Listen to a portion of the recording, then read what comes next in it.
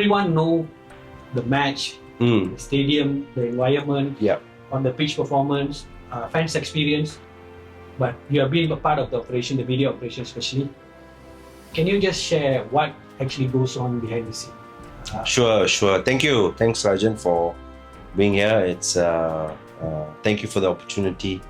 Well, my first World Cup was in 2017, the FIFA World Cup. Before you go to the Senior World Cup, you need to work on a couple of Junior World Cups lah. That's always how it works. So my first FIFA World Cup was in India, 2017, under 17, and then subsequently I did the World Cup in Russia. I was in Spartak Moscow until the quarterfinals match, and then after that I did the World Cup in Doha in Qatar. I did about 9 games in 4 different stadiums, including the quarterfinals as well. And then after that, I was the media manager for the Under 17 World Cup in Indonesia, right up to the finals between France and Mali, all the way. So when I put all these experiences together, definitely it's been a fantastic journey. I'm grateful. I thank God for that opportunity. But like I said, in every World Cup has a different scenario, different challenges, different perspective. And also that's because the World Cup moves in different directions. Sometimes it becomes a cluster operational. At times it becomes venue operational. Like for example, in Russia, I was in Spartak Moscow Stadium. So stadium operations are different from a cluster operations. In Doha, I was assigned to many stadiums. We had what we call the FIFA roaming media officers, because more number of teams, bigger audiences, bigger operationals, and etc. You are looking at about, I would say, 10 to 11,000 media personnel working in any World Cup. Even under 17 World Cup in Indonesia, we easily had close to about 700 over media personnel for age group tournament. And I think this World Cup we are looking at about 9 to 10,000 also in US, Canada, and Mexico. On a day-to-day, the media officer, again depending on the competition. In 2018, I was at the Moscow Stadium with another counterpart of mine, a very well experienced media officer. He was the former director of comms of FIFA, and it was a wonderful learning curve for me working with him. So we are based in the stadium, operationally runs in the stadium. The team comes to press for the press conference in the stadium, etc. And we have a media center that operates for close to about 2,000 over media personnel day to day, right up to the competition ends. So that's operationally works in the stadium. But in Doha was a wonderful experience, because not only I had to do matches in the stadium from a journalism perspective, managing the photographers, the host broadcasters, bringing the players for the interviews, etc. But I was also attached to 2 teams, which were Switzerland and Denmark. So that's also a new format that was tried by FIFA. So they attached the FIFA media officer to the teams. So you're basically working side by side with the director of comms of the 2 teams to know their movement, how they do their respective media arrangements. And that's also to establish the kind of friendship with them, relationship, because you need to work very closely with the players. So in the early mornings, we are at the base training camp. Every team has a base training camp. And then the respective media are there. Mostly it's a media that comes from that particular country who's covering. And then when they come to the stadium is when the FIFA media officer takes over. We manage the press conference publicly. in front of 600 to 700 media personnel. We chair the press conferences, and then they do all the respective interviews, like for example, like FIFA TV with various broadcasters who have bought the rights and all that. And then we do the sessions in the stadium, and then they have their matchday -1 training, etc. So the whole works. So I found that the 2022 experience was something unique, because I eventually became close to a lot of players. Zaka, not to say mention, he was playing for Arsenal at that time, and so every time I come to the venue, they know, okay, the guy is here, we have to do our work to be done. So it's very interesting, I would say, mechanism, concept. This World Cup also is different. The system has been changed because everything very centralized. They have a couple of media officers that are working on it, and also a lot of travel that is involved. And my experience of being in US partly was also because of the exposure in 2019, when I was there for 6 weeks for the CONCACAF Gold Cup as I was sent by AFC. So I was the CONCACAF media and broadcast manager, and I was attached to Team US.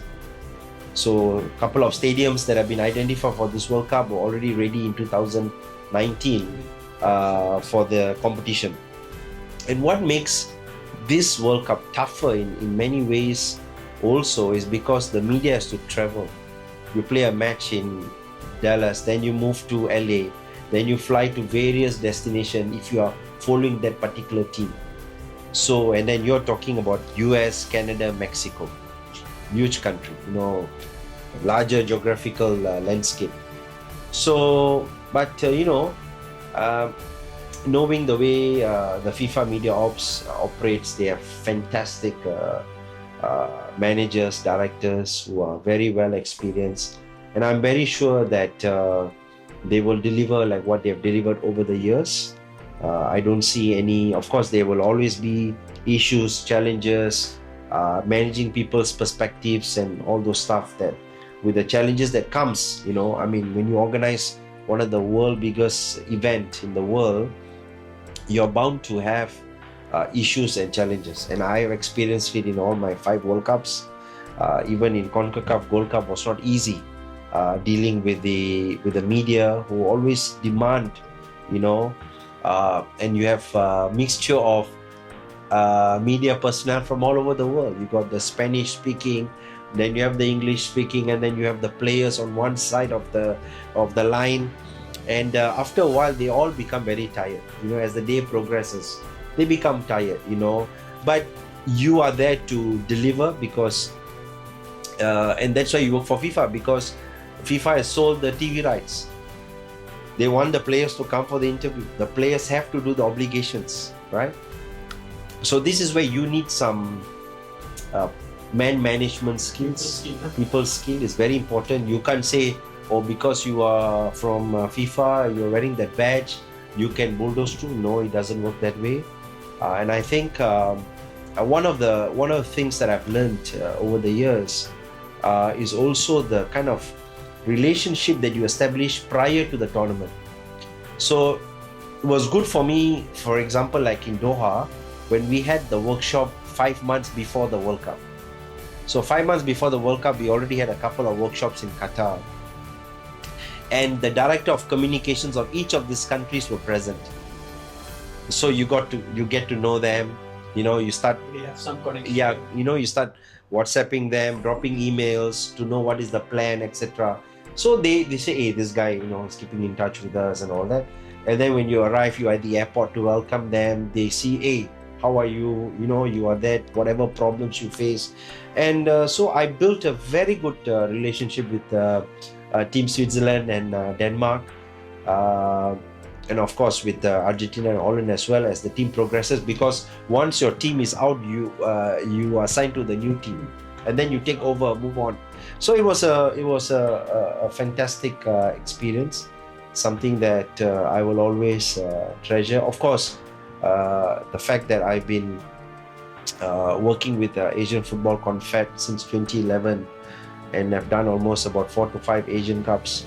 that all those experience helps because you know, you are dealing with national team, and then you know you manage teams like Iran, Saudi, and all that in Qatar, for example, and then they are going to the World Cup. So you already worked with them in the Asian Cup. You already worked in that particular country, and you know what they expect, what are the things they will do, what are the things they will not do. And I think the most important aspect being a media manager or an officer in the field of communication, you are there to facilitate on behalf of an organization, you know, and I think understanding your value, understanding what the organization needs, and able to communicate that in whichever simplest form, because there's always a language barrier, right? There's some cultural barriers. Of course. And then you know, you realize when you come to the mix zone, for example, we already have the list, the French speaking, the Spanish speaking players. You need to cater now the French speaking players to the French TV, for example, or the Spanish TV stations. So you know, at that point in time, you feel like you are in the kitchen is really hotter, is buzzing, because the players will come to the mix zone, they just make a 1 minute walk, and they stop. They don't stop. But you need to, hey, can you just you know, do this interview, and they do it because they know that you are also journeying with them. You are also moving from hotel to, so they see you every day for the next 45 days, and they become like your friend, you know. They said, okay, I will oblige, I will do it. Of course, when they win is better. You know, when they win, everybody wants to do it, huh? But when you lose, that's when the problem is.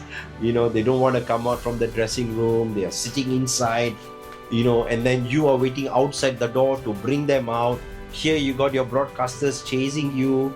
Where are the players? You know, it's time's up. You know, all these deadlines, right? So there are some things that it comes with experience. You know, I get frequently calls from the younger media officers. Hey, we are stuck. What shall we do? You know, we have a WhatsApp group. I say, why don't you do this? You try this. Think about it. Have a chat earlier with the comms directors or the team media officers. Because it is just not us, you know, Rajan. It's also the team media officers. For example, when the player has lost, try to get in, for example, it was very tough when Portugal lost. And we want to get, for example, Cristiano Ronaldo out. Very hard. Very, very hard. So we had to give him time. We had to, you know, 10, 15, 20 minutes before, settle down, before we bring him out and do all the respective interviews. You know. And you have another problem, because when they win, they are celebrating also, right? So you have to wait, and then you can't drag them out from the pitch. Hey, let's do this. Say, I'm celebrating. I have won the World Cup, you know, for example. You got to give it time. So a lot of things sometimes doesn't go by the manual book, right? You need to analyze, you need to strategize and play by ear and see how it needs to be done. This is problem solving, like long thinking.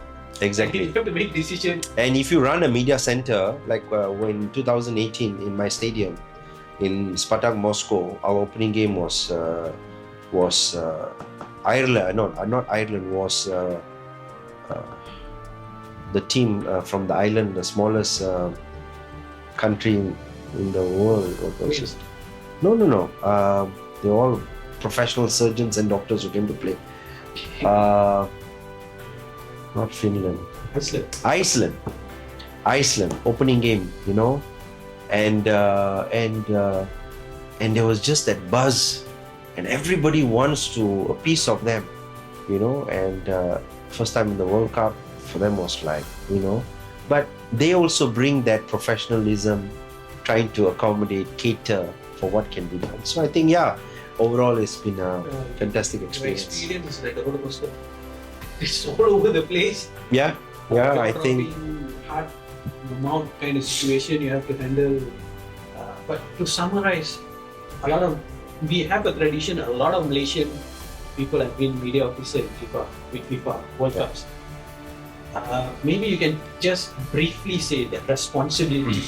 You have said your journey, but the responsibility that you have mentioned. But If it's a brief for a everyday Joe, a layman to understand what is. So you basically start your day by 7:30, 8 a.m. in the mornings.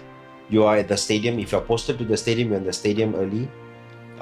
We have what we call the operational meetings. 1 hour once you arrive at the stadium, you go to a security check. Then right after your operational meeting, you have what we call the FIFA LOC meeting, which you have the guys from FIFA and then LOC. And then your media center opens, let's say at 11 o'clock in the morning. Match days and non-match days runs 24 hours. And then you go by making sure that all the media center are running professionally.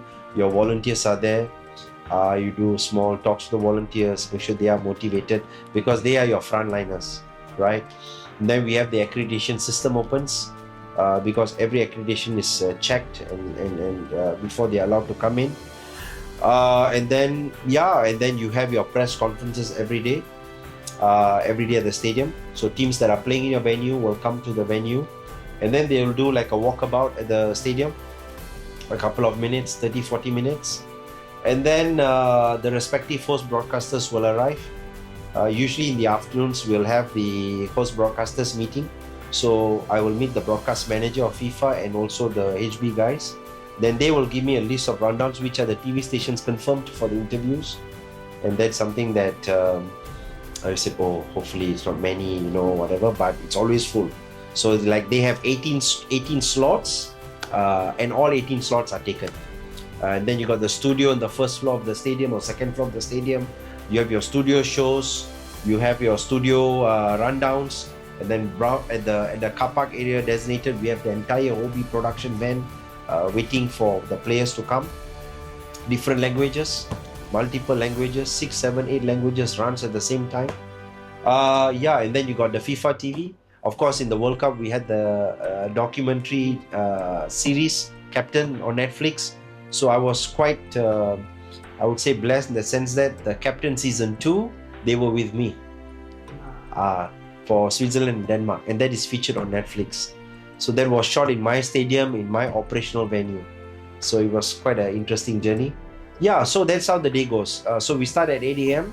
By the time we come back to the hotel, will be non-match day. Will be around 9:30, 10 p.m. On match days, I'm there around 7 a.m. I'm always early. So 24. Is so you don't have time to take whatever time to rest. Match days I'm there 7, and by the time, depending on your match finishes at whatever time, if your match finishes at 12 midnight, you're back at the hotel at 3 o'clock in the morning or 4 a.m. and next day you start your day at 8 a.m. again. So for 45 days, that is how your life is, and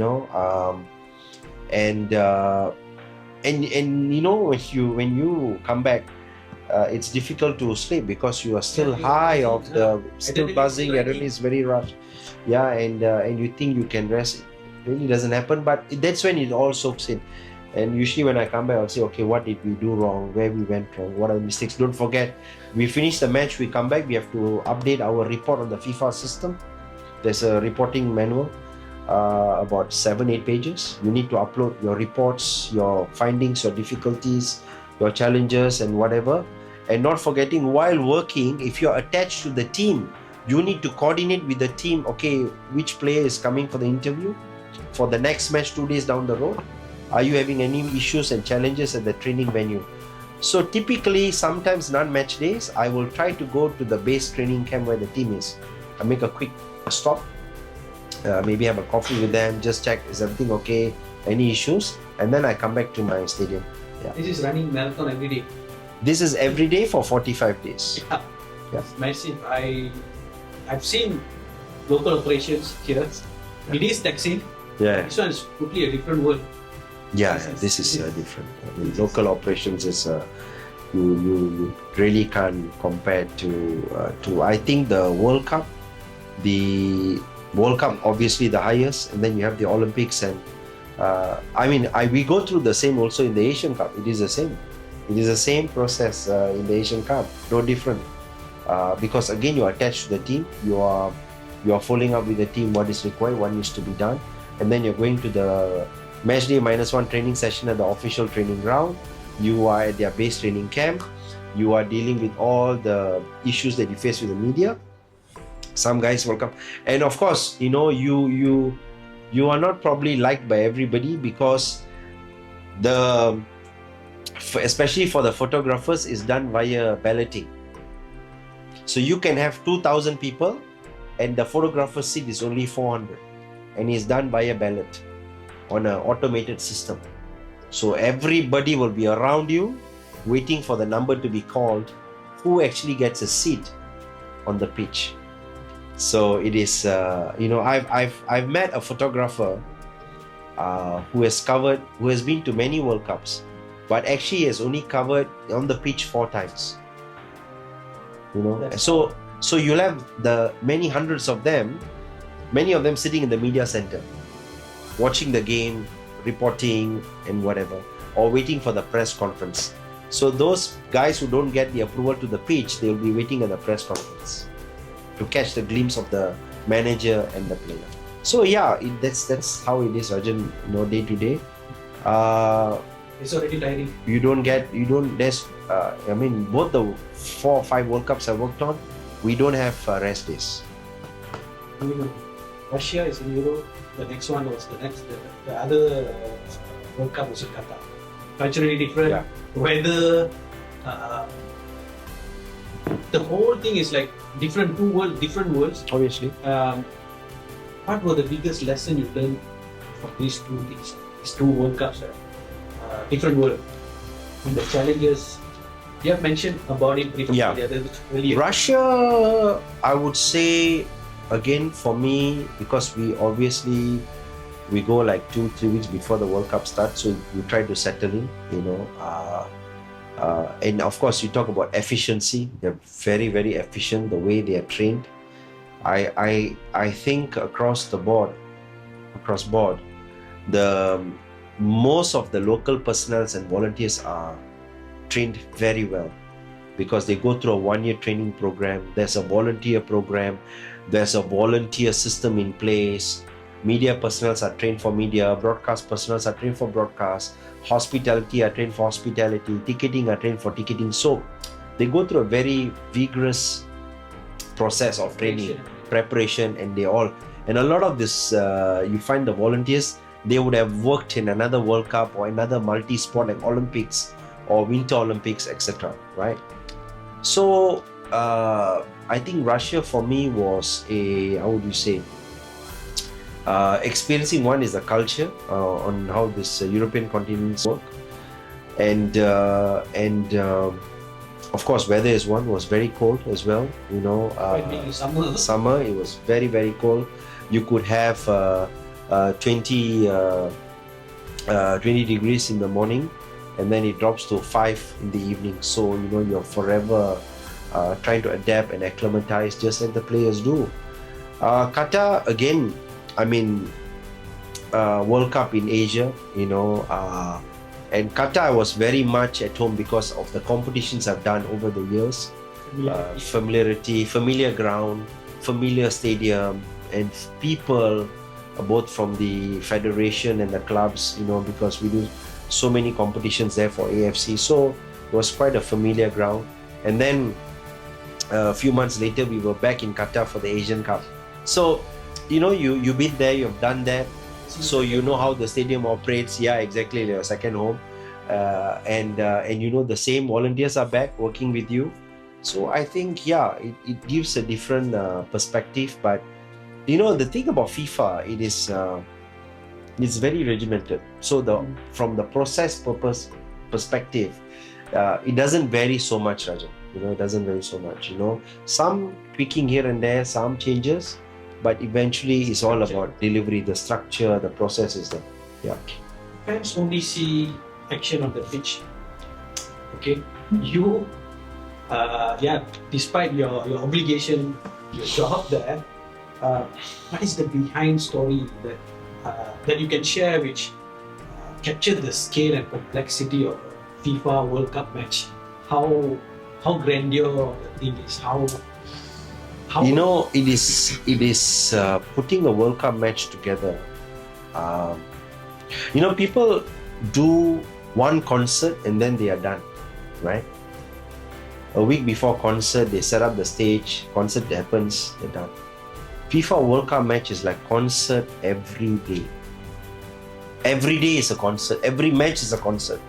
Because if you can see, today sports is called sports entertainment. Entertainment has been included, has been added on to the opening gambit, halftime show, which people are going to see in US and Mexico. All the artists and celebrities are going to. So your match operation becomes really, really difficult, pressure, because you have to follow the match countdown.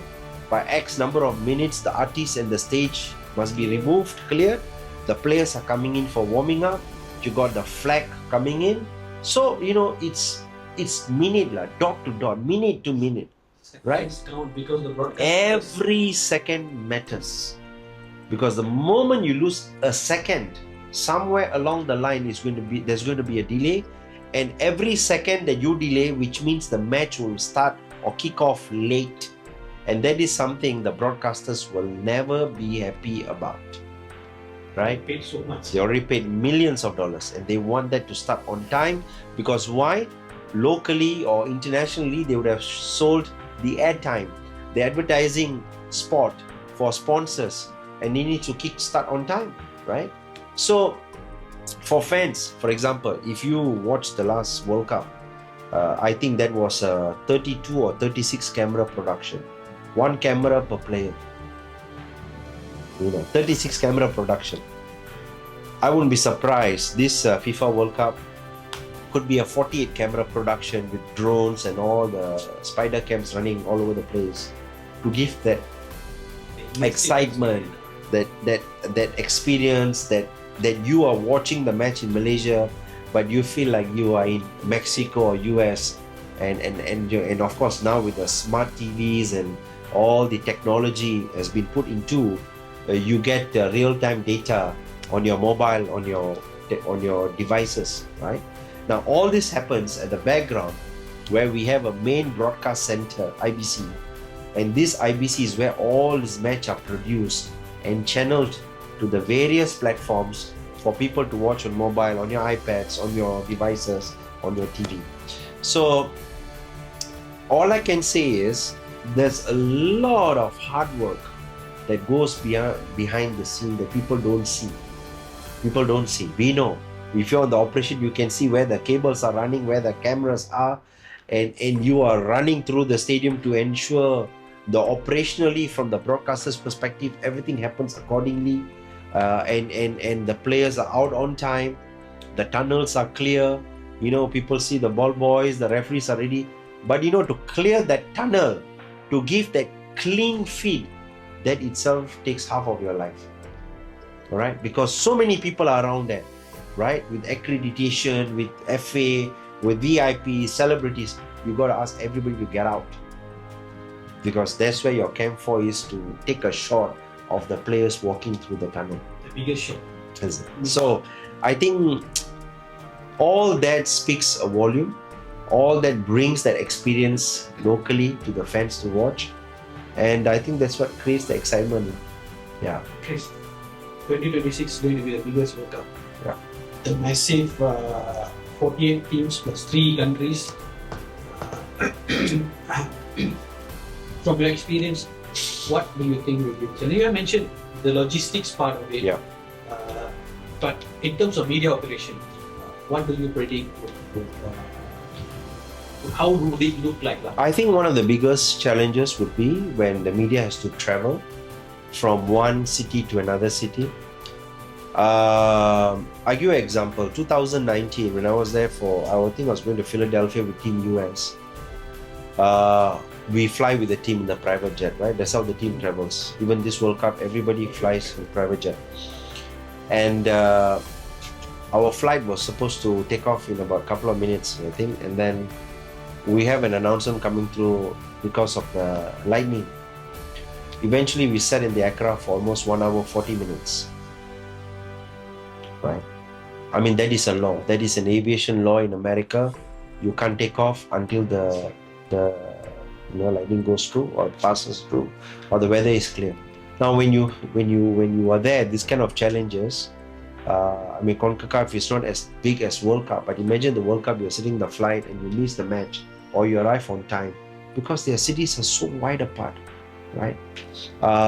So I think if somebody from a media perspective, they might just sit at the media center, cover the matches that is nearer to the venue.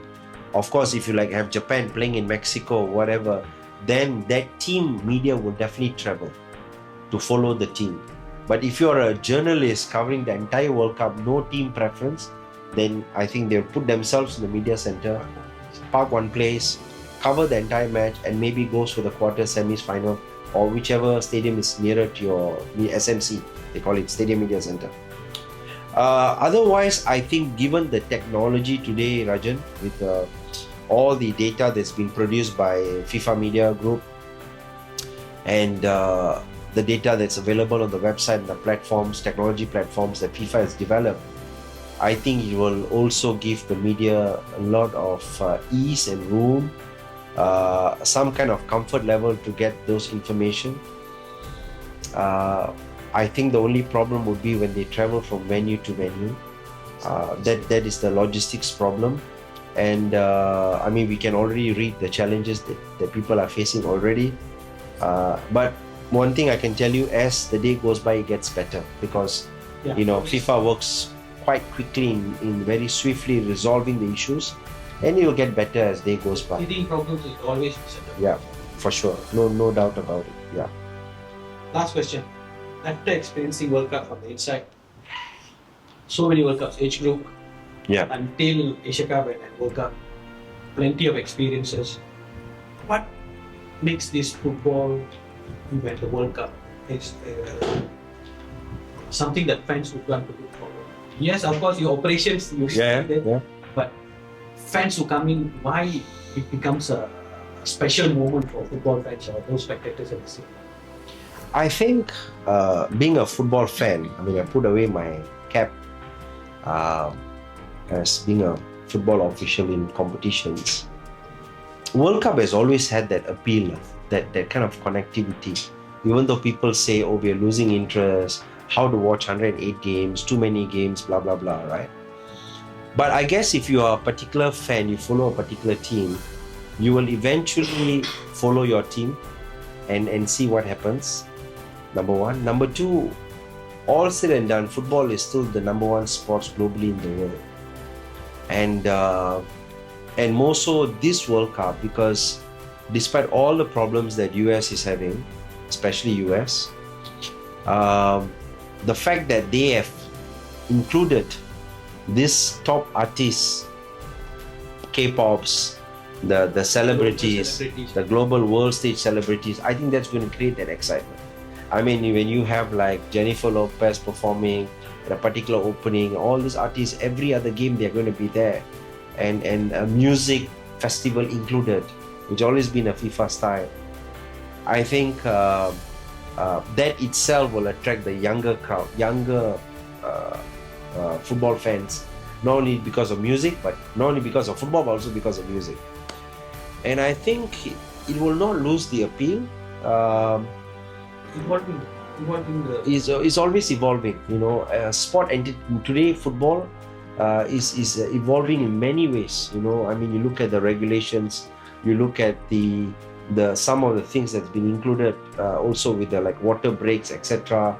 Because of the heat, and then in between there is again another entertainment going on.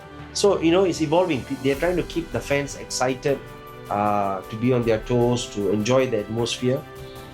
And of course, you cannot deny, any global event will always have teething issues, problems, whether it's immigration, whether it's political, whatever, right? But I think eventually, if you're a fan of football, you just want to enjoy a match, right? Watching in the bistro or mama shop or any cafe, then you'll just watch it without thinking of the problems.